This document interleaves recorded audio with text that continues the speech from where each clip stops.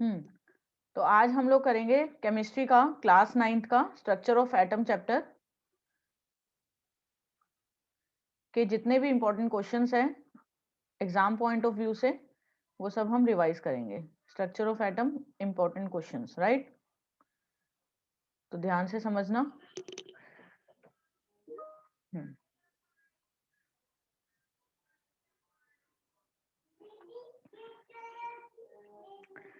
सबसे पहले तो बेसिकली इस चैप्टर में हम लोगों ने एटम्स के बारे में पढ़ा था, एटॉमिक नंबर के बारे में पढ़ा था, ठीक है, आइसोटोप्स पढ़ा था। तो ये सब चीजें हम लोगों ने इस चैप्टर में पढ़ी थी। क्वेश्चंस किस तरीके से आते हैं, जैसे हमें कोई भी आइसोटोप दे देंगे। आइसोटोप्स कौन से होते हैं?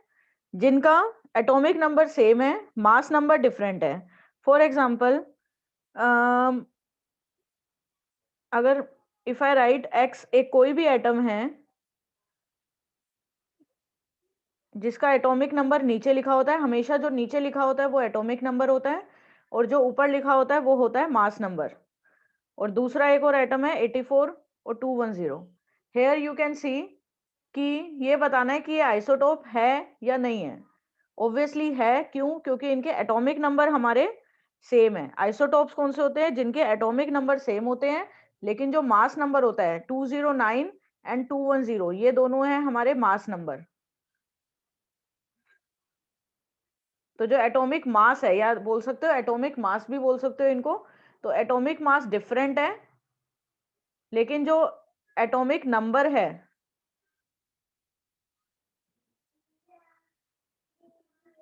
वो क्या है? सेम है, राइट? तो this is an example of isotope, right? अब जैसे कोई भी आइसोटोप दे देंगे, उसमें बताओ एटॉमिक नंबर कौन सा है, मास नंबर कौन सा है। तो जो नीचे लिखा होता है 84 वो एटॉमिक नंबर है और जो ऊपर लिखा होता है वो हमारा क्या है? Mass number, right?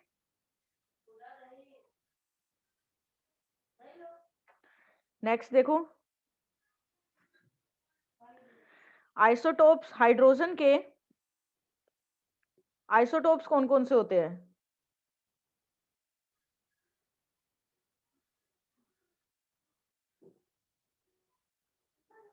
जो कि हैवी वाटर में प्रेजेंट है। Which isotope of hydrogen isotope of hydrogen present in heavy water?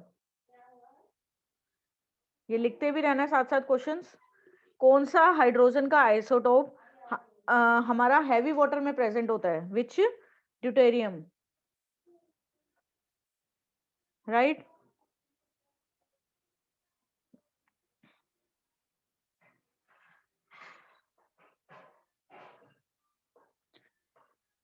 Next question देखो,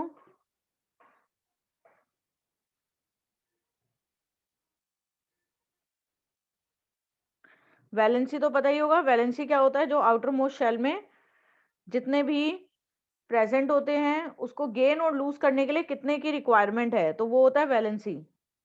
जैसे अगर किसी का 287 है तो इसको स्टेबल होने के लिए 1 की रिक्वायरमेंट है 8, तो 1 हो गई इसकी वैलेंसी। इफ आई राइट 282, तो जो 2 है वो ये लूज करेगा ऑब्वियसली स्टेबल होने के लिए, तो इसकी वैलेंसी हो गई 2, राइट?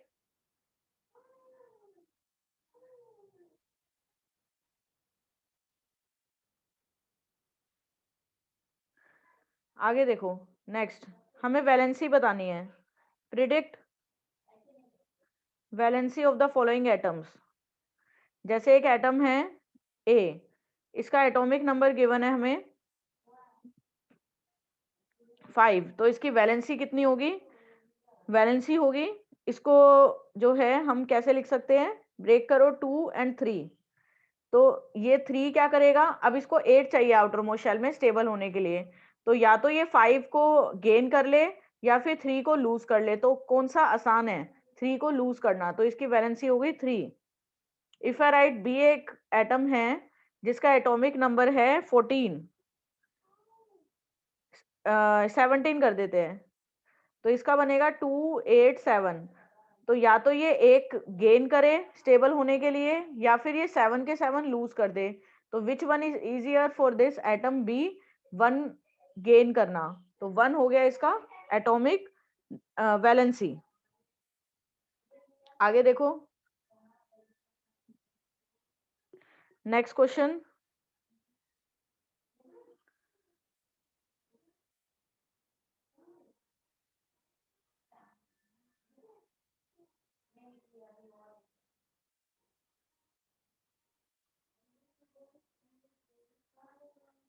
बाकी जो मॉडल्स थे जैसे बोर्स मॉडल है उसके पोस्टुलेट, रदरफोर्ड मॉडल, इनको अच्छे से बुक में से आप लोग लर्न कर सकते हो, थ्योरी पार्ट है। ठीक है, जैसे रदरफोर्ड मॉडल कौन सा होता है, गोल्ड फॉयल एक्सपेरिमेंट कौन सा होता है, कौन से साइंटिस्ट ने ये किया था, कंक्लूजन्स क्या आई थी, लिमिटेशंस क्या थी रदरफोर्ड मॉडल की। तो ये सब थ्योरी पार्ट है, ये भी क्वेश्चंस काफी इंपॉर्टेंट है, एग्जाम में आते हैं। Thompson model, Rutherford model, Bohr's model, ये तीनों तो अच्छे से कर लेना। बोर्स मॉडल, इसकी लिमिटेशन, इसके कंक्लूजन, एवरीथिंग, थॉमसन मॉडल, और तीसरा है रदरफोर्ड। ये तीनों मॉडल बुक में से अच्छे से लर्न करके, क्योंकि ये एग्जाम में पूछे जाते हैं, इस चैप्टर में से काफी इंपॉर्टेंट है, ये तीनों मॉडल्स कर लेना अच्छे से।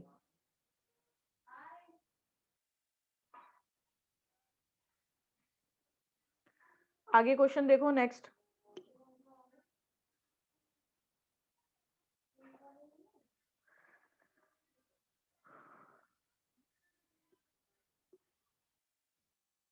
composition of nuclei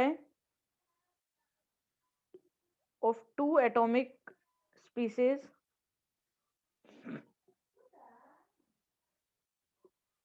x and y, जिसके प्रोटॉन्स आपको गिवन है 8 है, किसके, x के, और y के भी 8 है। न्यूट्रॉन्स 8 है, y के 10 है। आपको मास नंबर बताना है, find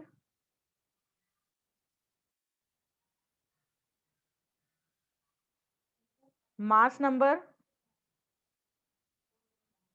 of x and y, and what is the relationship between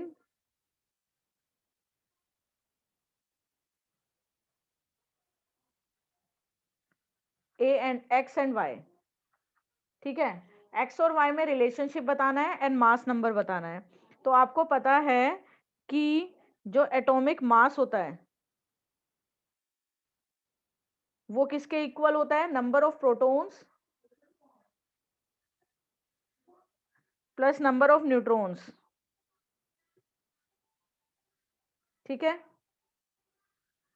atomic mass किसके इक्वल होता है, number of protons plus number of neutrons, where as atomic number किसके इक्वल होता है,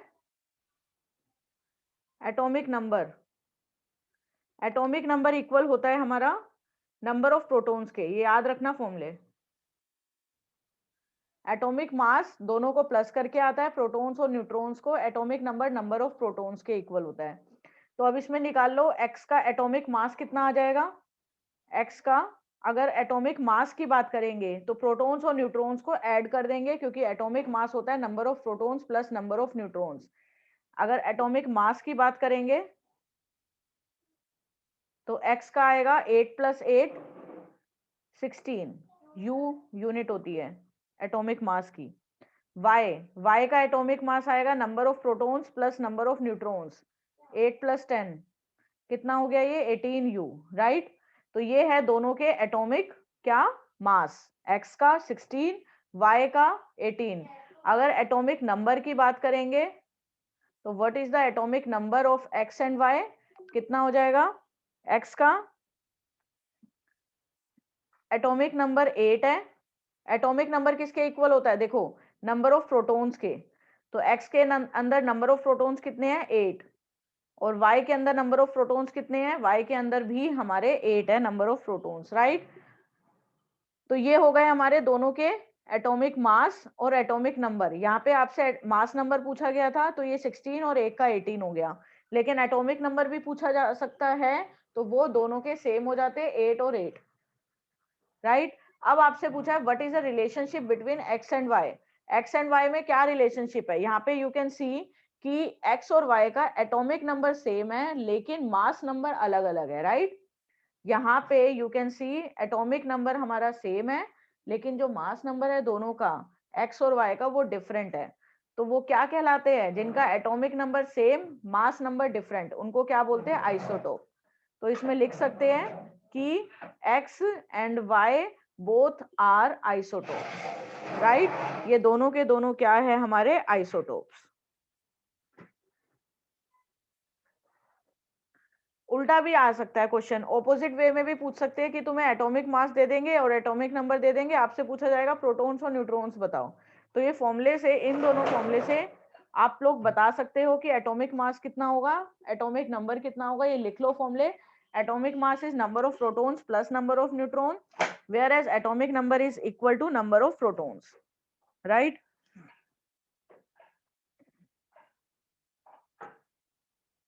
अब जैसे एक टेबल बना के देते हैं, इस टेबल को कंप्लीट करना है आपको। ये एलिमेंट्स हैं,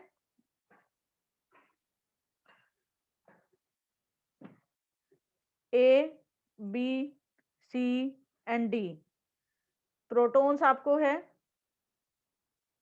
इसका निकालना है। बी के अंदर नंबर ऑफ प्रोटॉन्स गिवन है 15, सी के अंदर 1 है, डी के अंदर आपको फाइंड आउट करने हैं।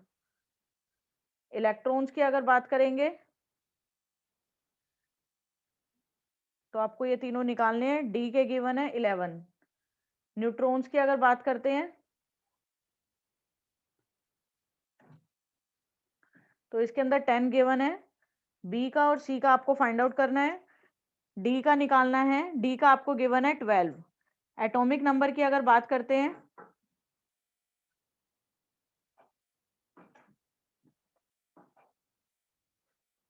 तो एटॉमिक नंबर आपको इसका 8 गिवन है।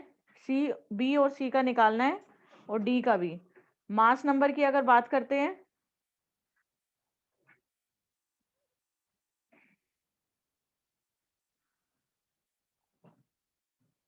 तो मास नंबर ए का आपको फाइंड आउट करना है, इसका 31, इसका 3 और इसका निकालना है। तो इस टेबल को बेसिकली आपको क्या करना है? कंप्लीट करना है, राइट? तो जो भी चीजें आपको गिवन नहीं है वो सब फाइंड आउट करना है। तो फॉर्मूला आपको सिंपल यूज करने हैं। 2-3 फॉर्मूले होते हैं हमारे। क्या क्या होते हैं? सबसे पहले number of protons is equal to number of electrons.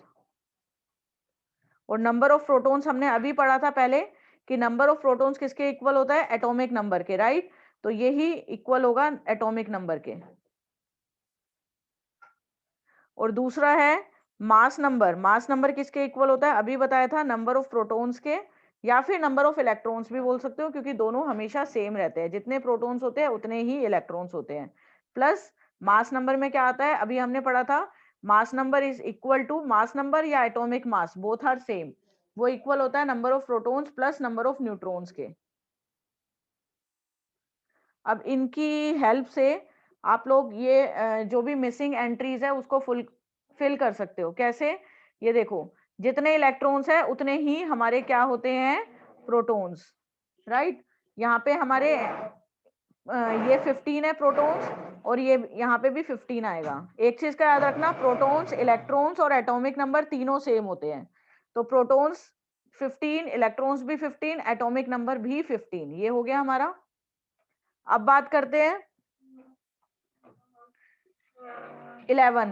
जैसे यहाँ पे इलेक्ट्रॉन्स है 11, तो ऑब्वियसली प्रोटॉन्स भी 11 होंगे, मास, एटॉमिक मास भी 11 होगा।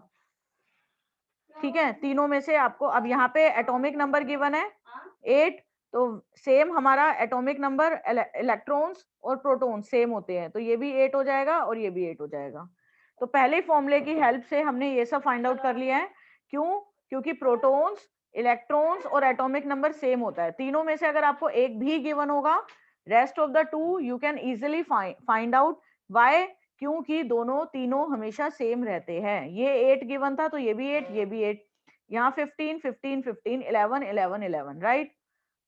अब सेकंड फॉर्मूले की हेल्प से हम मास नंबर कैलकुलेट कर सकते हैं। मास नंबर होता है number of protons plus number of neutrons.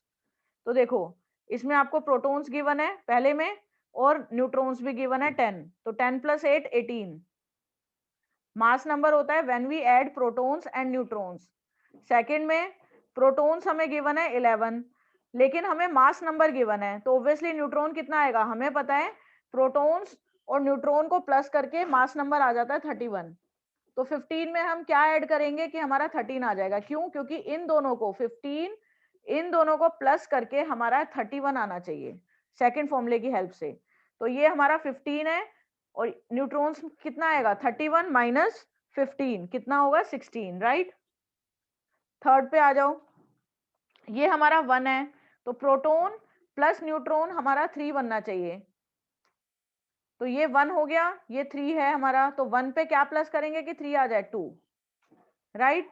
और हमें पता है प्रोटॉन्स और इलेक्ट्रॉन सेम होते हैं, तो अगर ये 1 है तो ये भी 1 होगा, और वही होगा एटॉमिक नंबर भी, ये भी 1 होगा। समझ आ गया। तो this is how you can find protons, electrons, neutrons, atomic number, mass number. कुछ भी आपको गिवन होगा, आप इन दोनों फॉर्मूले की हेल्प से बाकी जो rest of the quantity, rest of the things है, protons, electron, neutron, atomic number, mass number, you just remember these two formulae, and उसकी हेल्प से आप लोग किसी भी चीज को फाइंड आउट कर सकते हो, राइट। नेक्स्ट क्वेश्चन की तरफ बढ़ते हैं।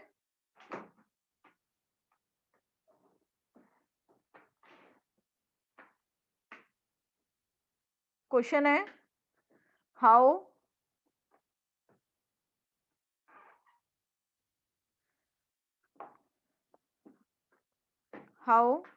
मैनी इलेक्ट्रॉन्स विल वे 1 ग्राम। ये क्वेश्चन है, एक बार ट्राई करो।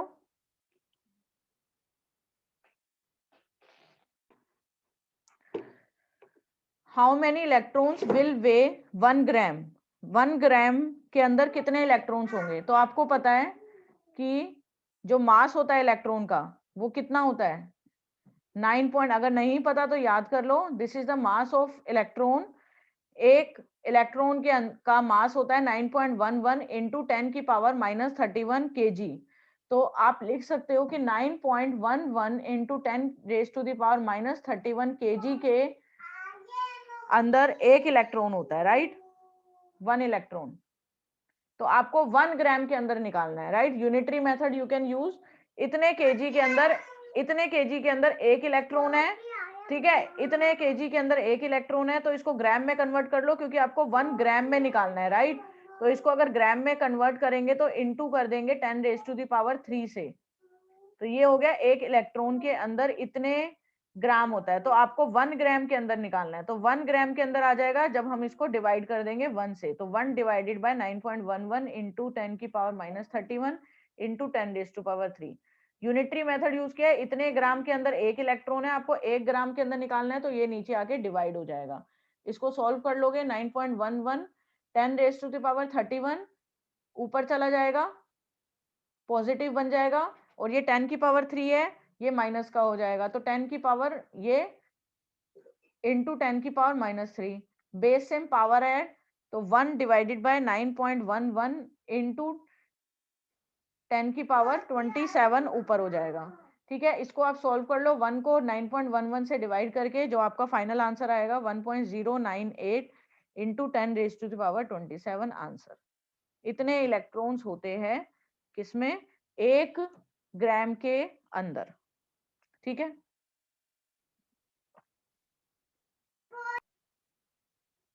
नेक्स्ट क्वेश्चन की तरफ बढ़ते हैं। आइसोटोप्स ऑफ हाइड्रोजन कौन कौन से होते हैं, याद रखना, ये एग्जाम में पूछ लेते हैं, एक एक नंबर में आ सकते हैं। पहला होता है प्रोटियम। आइसोटोप ऑफ हाइड्रोजन का मतलब हाइड्रोजन है, लेकिन उसके डिफरेंट डिफरेंट आइसोटोप्स होते हैं, मतलब atomic number same but mass number अलग अलग। तो प्रोटियम का हमारा 1 होता है। दूसरा आइसोटोप होता है ड्यूटेरियम, जो कि हैवी वाटर में प्रेजेंट होता है। इसका होता है एटॉमिक नंबर तो ऑब्वियसली सेम है, क्योंकि हम आइसोटोप्स बात कर रहे हैं हाइड्रोजन के, लेकिन मास नंबर 2 होता है। तीसरा होता है ट्राइटियम,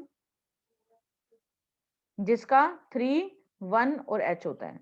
तो these are the 3 isotopes of hydrogen,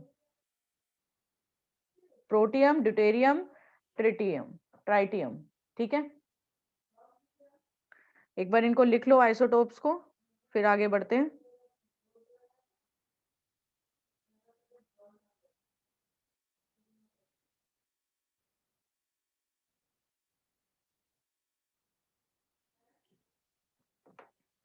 next question MCQ में पूछा जाता है हीलियम। हीलियम को हम रिप्रेजेंट करते हैं He2 और 4, राइट। इस तरीके से हम हीलियम को रिप्रेजेंट करते हैं। इस हीलियम के अंदर this helium has how many protons and how many neutrons? बताओ, 2 प्रोटॉन एंड 2 न्यूट्रॉन, या फिर 2 प्रोटॉन 4 न्यूट्रॉन, या फिर 4 प्रोटॉन 2 न्यूट्रॉन, या फिर 2 proton 2 neutron? Yes, you can write your answer in chat box. क्या होगा बताओ? 2 proton 2 neutron, 2 proton 4 neutron, 4 proton 2 neutron, या फिर 2 प्रोटॉन 2 न्यूट्रॉन? हमने अभी अभी पढ़ा था जिसमें जो एटॉमिक नंबर होता है वो किसके इक्वल होता है? नंबर ऑफ प्रोटॉन्स के, राइट। तो ऑब्वियसली प्रोटॉन्स कितने होंगे हमारे? 2। तो सी आंसर तो रॉन्ग होगा ही होगा, क्योंकि हमारे 2 प्रोटॉन्स होते हैं। न्यूट्रॉन्स किसके इक्वल होते हैं? न्यूट्रॉन्स हमारे इक्वल होते हैं, यहाँ देखो, न्यूट्रॉन्स किसके इक्वल होते हैं? Atomic mass minus number of protons. अगर एटॉमिक मास को और नंबर ऑफ प्रोटॉन्स को माइनस कर देंगे तो नंबर ऑफ न्यूट्रॉन्स हो जाएगा, राइट। ठीक है, तो एटॉमिक मास इसका है 4 और इसको माइनस कर देंगे नंबर ऑफ प्रोटॉन से 2 से, तो 4 माइनस 2 2 होता है। तो आंसर आ जाएगा 2 प्रोटॉन और 2 न्यूट्रॉन, राइट। तो ए इज करेक्ट। क्यों? क्योंकि जो एटॉमिक नंबर होता है वो नंबर ऑफ प्रोटॉन्स के इक्वल होता है, तो इसके अंदर 2 तो प्रोटॉन्स हो गए, और जो मास नंबर होता है वो हमारा इक्वल होता है number of protons plus number of neutron के। तो हमें नंबर ऑफ न्यूट्रॉन्स निकालना है, तो नंबर ऑफ न्यूट्रॉन्स का फॉर्मूला हो जाएगा mass number minus number of protons के। तो मास नंबर 4 है, तो 4 माइनस नंबर ऑफ प्रोटॉन 2 आ जाएगा। तो इस तरीके से क्वेश्चन पूछ सकते हैं, एक एक नंबर में आ सकते हैं। आगे बढ़ते हैं।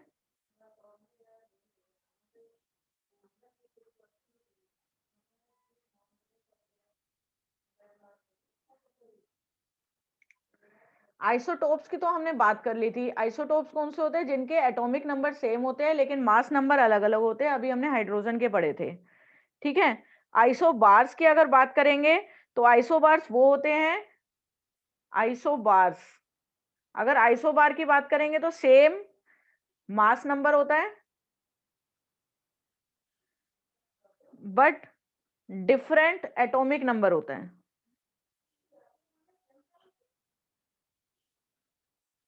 अगर एग्जाम्पल की बात करेंगे, एग्जाम्पल भी पूछा जाता है, अगर आइसोटोप्स के एग्जाम्पल पूछे जाएंगे तो आप हाइड्रोजन लिख सकते हो, प्रोटियम ड्यूटेरियम ये सारे।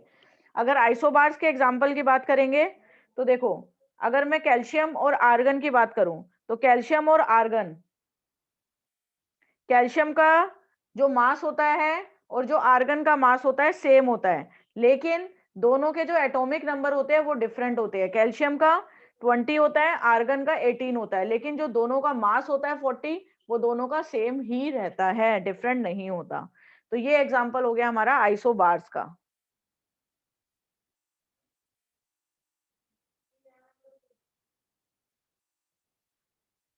ठीक है, जब हम शेल्स में डिस्ट्रीब्यूट करते हैं तो इसके लिए एक रूल होता है। पहले शेल में कितने आएंगे? 2। दूसरे शेल में क्या रूल होता है? वो K shell, L shell, M shell, N shell. First shell में 2 आते हैं, सेकेंड शेल में ये फर्स्ट शेल, ये सेकेंड, ये थर्ड और ये फोर्थ। फर्स्ट शेल में 2 आएंगे, सेकेंड शेल में हमारे होते हैं 8, थर्ड शेल में 18, फोर्थ शेल में 32। ठीक है, तो रूल कौन सा होता है इसमें? 2n स्क्वायर रूल फॉलो होता है। ये रूल का फॉर्मूला याद रखना। जैसे अगर आपको फर्स्ट शेल में निकालने होंगे तो n की जगह वैल्यू पुट कर देंगे 1, कितना आ जाएगा? 2। सेकंड शेल में निकालने होंगे तो n की जगह 2, तो आंसर आ जाएगा 8। थर्ड शेल में 3, आंसर आ जाएगा 18। फोर्थ शेल में 32। ऐसे चलता रहेगा, ठीक है। लेकिन जब हम वैलेंसी निकालते हैं, जब हम फिल करते हैं, तुमने देखा होगा हम 8 से ज्यादा नहीं फिल करते। क्यों?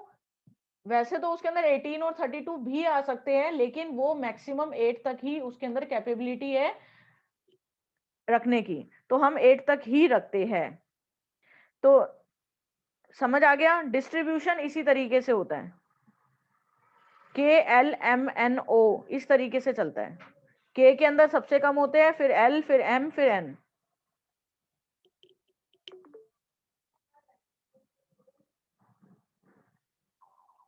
नेक्स्ट क्वेश्चन करते हैं।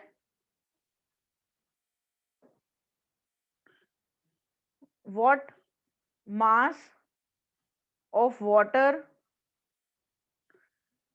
Will contain the same number of molecules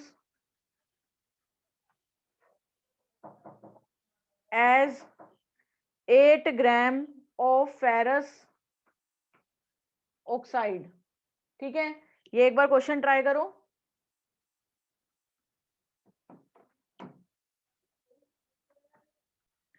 तो ये क्वेश्चन देखो, what mass of water will contain the same number of molecules as 8 gram of ferrous oxide.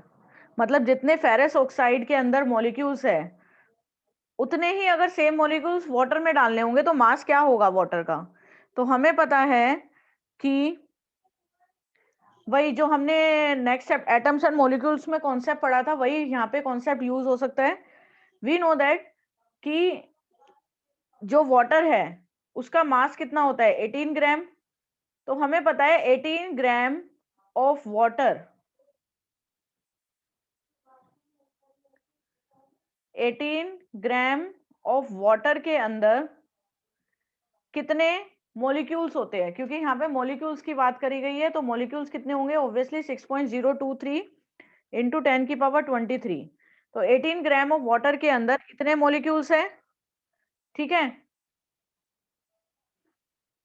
This much of molecules is containing in 18 gram of water. और अगर FeO की बात करेंगे तो FeO के अंदर कितना होता है टोटल मास, FeO का होता है Fe56 प्लस ऑक्सीजन 16, तो 72 ग्राम हो गया। तो 72 ग्राम के अंदर भी 72 ग्राम ऑफ FeO में भी इतने ही मॉलिक्यूल्स होंगे।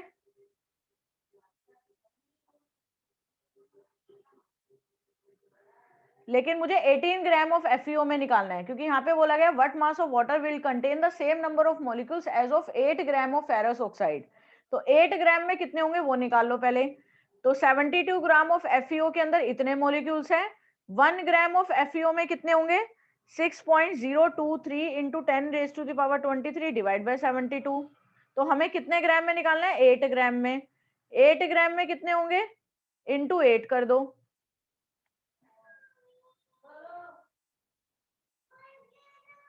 ठीक है, ये हो गए 8 ग्राम के अंदर। अब 8 में पता चल गया, ठीक है, इसको आप सॉल्व करोगे 8 9, इसको आ जाएगा सॉल्व करके 0.669 इंटू 10 रेज टू पावर 23। तो 8 ग्राम ऑफ FeO में इतने मॉलिक्यूल्स होते हैं, इतने क्या होते हैं एटम्स, राइट।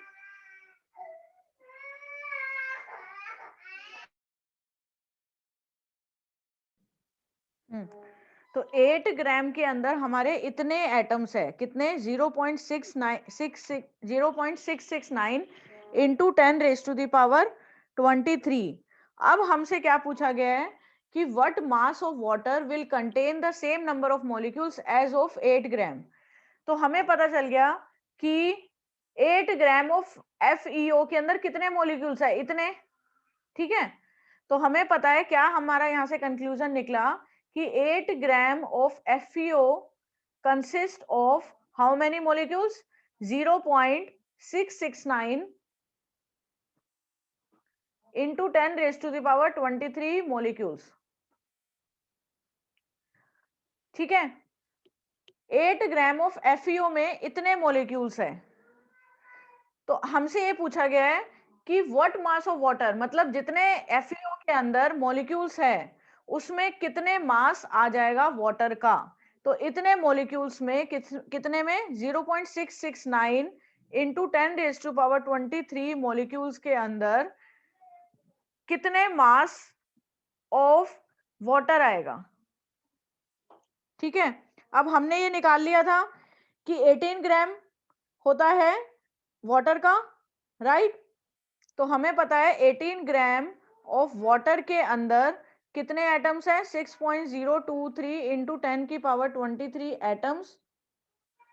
तो 1 एटम में कितने आ जाएगा, वही जैसे हमने FeO का करा है वैसे ही सेम करेंगे। 1 एटम में 6.023 इंटू 10 की पावर 23 डिवाइड बाई 18, तो 18 ग्राम में कितना आएगा,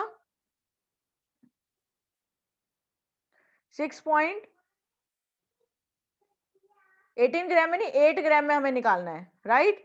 तो 8 ग्राम में कितना आ जाएगा, 6.023 इंटू 10⁻³ डिवाइडेड बाय 18 इंटू में 8 ग्राम में। तो ये आपका आंसर आ जाएगा। इस तरीके से आप लोग कर सकते हो। तो बेसिकली इसमें ये पूछा गया था क्वेश्चन के अंदर कि, एक बार फिर से समझाती हूँ, क्वेश्चन में क्या पूछा गया था कि what mass of water will contain the same number of molecules as of 8 gram of ferrous oxide. जितने मॉलिक्यूल्स फेरस ऑक्साइड के अंदर होते हैं उतने नंबर ऑफ मॉलिक्यूल्स में वाटर कितना आ जाएगा, ठीक है। तो इतने एटम्स आते हैं हमारे 8 ग्राम। तो हमने यहां से देखो, इसको एक बार फिर से करते हैं।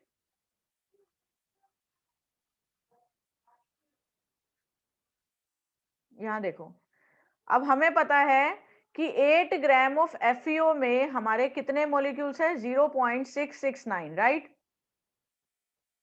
अब हमें इतने मॉलिक्यूल्स निकालने के, इतने मॉलिक्यूल्स में पानी का कितने ग्राम आएंगे। अब हमें पता है 18 ग्राम के अंदर कितना है, 6.023 इंटू 10 की पावर 23 एटम्स।